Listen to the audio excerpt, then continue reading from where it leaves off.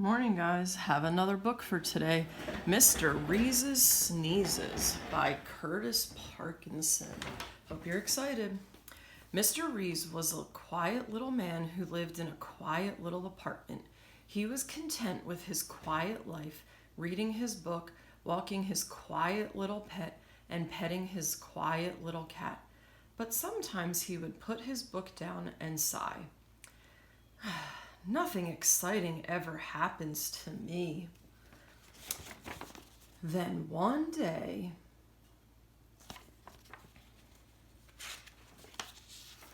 he was sprinkling pepper on his salad, and a breeze from the window swirled. The pepper hit his nose. Ah! Ah! He gasped, his head back. The dog and the cat scrambled out of the way. Ah! Ah! He gasped again, inhaling more pepper. Some dust from the street, pollen from the trees, paint fumes, cat hairs, dog hairs, and one stray gnat. Ah! Ah! The dishes rattled. The picture shook. The neighbors covered their ears.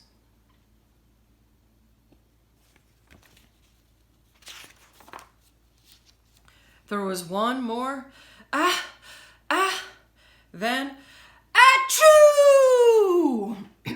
It was a mammoth sneeze, a gargantuan sneeze, a Guinness Book of World Records sneeze. It was such a sneeze, it blew Mr. Reez backwards, right out of his chair, right out of the window.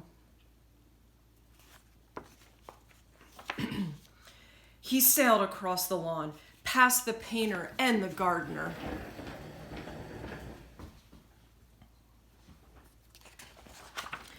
He narrowly missed a bus, which slammed on its brakes and shot right out of sight. The dog barked and barked. The cat tore up and down the drapes, while the neighbors leaned out their windows to see where the quiet little man from 3C had gone. He was now flying across the country at the speed of sound. Reports of a flying saucer poured in from excited citizens. The Air Force sent up a pursuit plane, but it got tangled up in the sneeze, and the pilot had to eject and parachute to the earth. It was definitely an alien, he reported, with a weird weapon that stalled my engines. Keep it top secret, the generals ordered. We don't want the people to panic.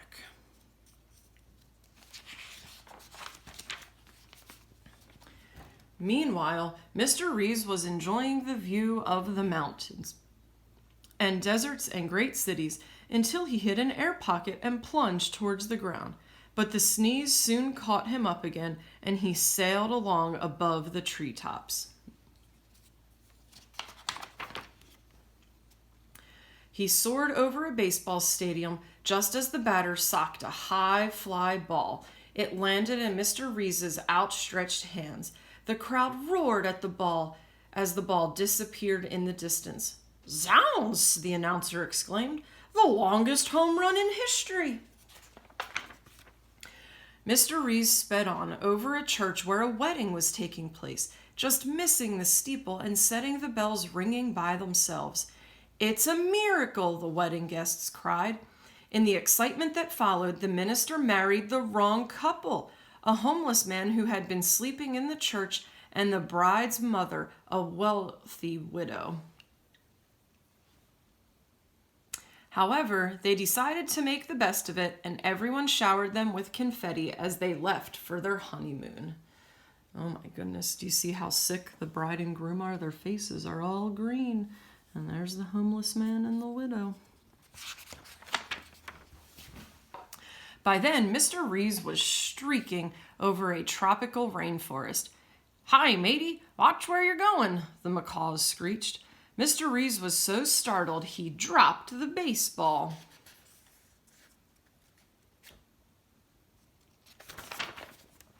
Which fell into the gaping mouth of an alligator, just about to gobble up the eggs in a pelican's nest. "Ay caramba!" the alligator cried.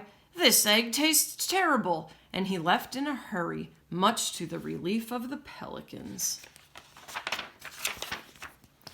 Meanwhile, Mr. Reez thought it would go on forever until suddenly a hot air balloon loomed in front of him. He bounced off the balloon and fell into the basket below. Buenos dias, the two balloonists said, and offered to share their lunch with him. A hot tamale had a sprinkling of pepper on it, and Mr. Reez began. He shot out of the balloon backwards. Adios, said the balloonists. But this sneeze was much better behaved than the first one.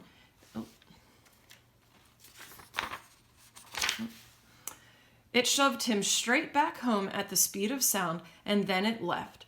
Mr. Reez tumbled through the window and somersaulted onto the sofa, while the dog barked and barked and the cat tore up and down the drapes, and the neighbors, when they saw he was back, all leaned out of their windows and shouted, Gesundheit!